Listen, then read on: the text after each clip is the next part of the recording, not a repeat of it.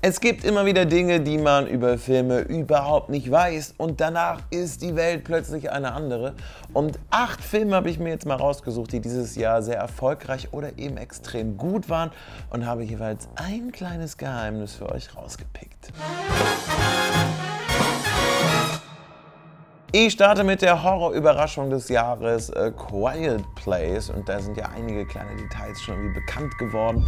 Aber was ich persönlich selber auch noch nicht wusste, John Krasinski, hat die Regie geführt, so hey, das wusste ich, hat aber eben selber auch das Monster in einigen Szenen in diesem Motion Capturing Anzug gespielt.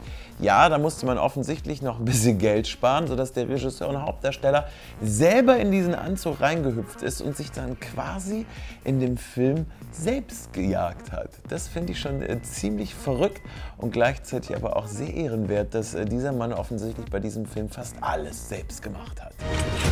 Ähnlich verrückt drauf ist auch Steven Spielberg. Gut, der hat ein paar mehr Filme schon als John Krasinski gemacht. Wir werden verlieren. Und ist auch ein paar Jährchen älter, aber hat immer noch mindestens die gleiche Leidenschaft, wenn er einen Film dreht. So bei Die Verlegerin. Das ist ein eklatanter Sicherheitsverstoß. Dadurch, dass er dieses ganze politische Klima in Amerika sehr kritisch sieht und gerade alles, was so mit Fake News zu tun hat, wollte er, dass dieser Film unbedingt sehr schnell fertig wird. Gedreht wurde im Mai, Ende Juli war der Film dann abgedreht und nur 2 Wochen später hatte Steven Spielberg dann schon seine Schnittfassung fertig. Sprich, von der Skripterstellung bis zur finalen Version vergingen gerade einmal 9 Monate und das sind für ein Projekt wie Die Verlegerin einfach, also überhaupt nichts. Das ist keine Zeit. Das ist absolut ein Kunststück, einen Film so schnell fertigzustellen. Was werden Sie tun, Mrs. Graham? Im finalen Teil von Maze Runner, der dieses Jahr in die Kinos kam, gibt es eine Szene, in der Theresa und Ava also Ergebnisse an dieses Board präsentieren. Und genau einer von diesen Menschen an diesem Board spricht kein Wort. Und das hat auch einen ziemlich guten Grund, denn er ist kein Schauspieler, sondern ist tatsächlich der Autor der Bücherreihe James Dashner, der sich irgendwie so ein wenig in den Film gesneakt hat. Einer unserer absoluten Lieblingsfilme des Jahres und ich sag jetzt einfach auch eurer, deswegen unser Lieblingsfilm, 3 Billboards Outside Ebbing, Missouri. Why don't you put that on your Good Morning Missouri Wake Up Broadcast, bitch? Der hat ja vor allen Dingen im Zentrum diese Billboards, deswegen heißt der Film ja auch so und die sind ja extrem rot, also wirklich wie so ein Warnschild. Letztlich schon und insbesondere wenn man sich die Werbeindustrie anschaut, hat man dort immer die Theorie von Wiederholung. Also wenn Dinge immer wieder in der gleichen Farbe zu sehen sind, kann man sich Dinge besser merken und dementsprechend ist auch hier bei 3 Billboards extrem viel in roter Farbe, um immer wieder so die Botschaft von Mildred Hayes in den Vordergrund zu rücken, auch wenn nicht darüber gesprochen wird oder die Billboards nicht zu sehen sind. So ist zum Beispiel die Schaukel rot, Dixons Telefon oder auch die Kopfhörer sind rot, die Tischdecken im Restaurant und eben ganz viele Einzelheiten sind in diesem Film tatsächlich alle in den Billboards rot. Müsst ihr mal darauf achten, wenn ihr diesen Film seht.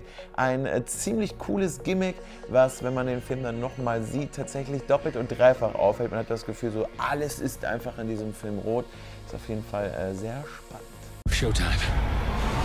Eine interessante Geschichte gibt es auch zu Greatest Showman. Rebecca Ferguson spielt hier ja Jenny Lind, die größte und beste Stimme der Welt, jedenfalls eben in diesem Film. Und sie hat auch selber tatsächlich Musik studiert, aber es ist ja auch bekannt, dass Lauren Allred letztlich aber sie synchronisiert hat bei dem Song. Also sie hat den Song eben eingesungen.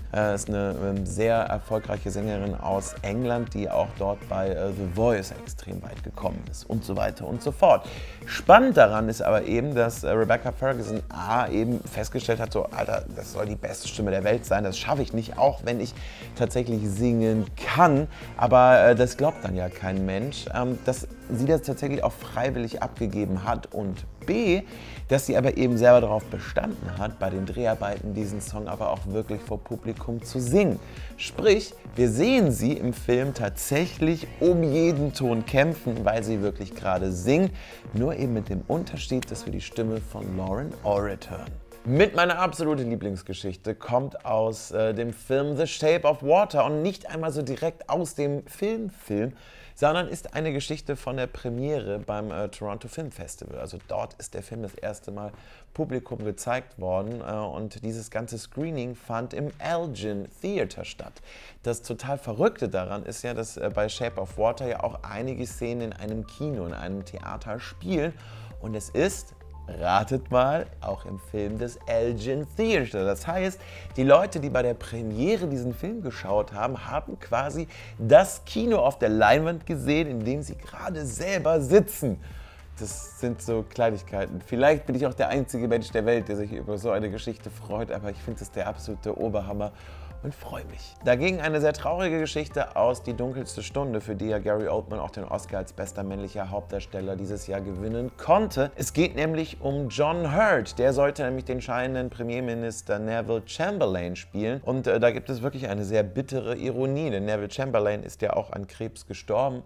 Und John Hurt konnte diese Rolle leider nicht mehr spielen, eben weil sein Krebs und seine Erkrankungen eben selber auch schon so fortgeschritten waren, dass er nicht einmal mehr beim Lesen des Skripts anwesend war. Das macht man ja immer, ne? Bevor ein Film letztlich dann gedreht wird, liest der Cast nochmal irgendwie das ganze Skript zusammen und geht es alles durch. Dazu war er leider dann doch nicht mehr in der Lage und konnte eben auch keine Szene drehen. Es wäre sein allerletzter Film in seiner Karriere gewesen. Das hat er leider nicht mehr geschafft. Dementsprechend wurde aber dieser Film auch aus diesem Grund John Hurt gewidmet. Und zum Abschluss aber auf jeden Fall nochmal etwas, was für gute Laune sorgen wird. Zum Film Call Me By Your Name gab es tatsächlich nur eine einzige Probe. Regisseur Luca Guadagnino hat Armie Hammer und Timothée Chalamet bestellt und dachte so, okay Leute, Jungs, wir müssen das erstmal jetzt auch ein bisschen üben. Das Ganze fand tatsächlich auch in der Villa statt, in die wir auch im Film sehen, und dort kamen eben alle an. Und man suchte sich ein Fleckchen, wo eine Wiese war, und in dem Skript, was für den Testdreh eben vorgesehen war, stand auch tatsächlich nur, dass die beiden Protagonisten, in der Wiese liegen und rummachen. Und die beiden, also Armie Hammer und Timothée Chalamet, schauten sich an und sagten so, ja, alles klar, los geht's. Und fingen eben an, rumzumachen und rumzuknutschen, bis eben der Regisseur ziemlich zügig sagte, Leute, also ich will hier schon ein bisschen mehr Leidenschaft sehen, sodass sie immer inniger und leidenschaftlicher wurden und ihnen niemand sagte, dass sie aufhören sollten, was so weit ging, dass der Regisseur Luca Guadagnino gar nicht mehr an der Stelle war, sondern einfach dachte, jo, bei den Jungs, da stimmt die Chemie, ich kann dann auf jeden Fall mal wieder gehen, und das ist den Herrschaften gar nicht aufgefallen. Dementsprechend machten sie noch ein wenig rum und ertranken in Liebe machen, bis sie feststellten, okay, ich glaube, wir können aufhören. Das ist tatsächlich laut Aussagen der Schauspieler die einzige Probe für diesen Film gewesen. Danach wurde tatsächlich real gedreht und ein kleines Meisterwerk erschaffen. Von euch würde ich jetzt gerne wissen, was war von diesen 8 Dingen in eure Lieblingsgeschichte oder eurer Lieblingsfakt, Geheimnis, wie dem auch sei. Irgendwie muss ich die Videos ja nennen, damit da jemand draufklickt, ne? Schreibt es gerne mal in die Kommentare, lasst auch gerne den Daumen nach oben da, und ich verlinke euch noch ein anderes Video, beziehungsweise eigentlich sind es genau 2. Schaut gerne rein und dann sehen wir uns bald wieder hier in der Filmlounge. In diesem Sinne, macht es gut und adieu.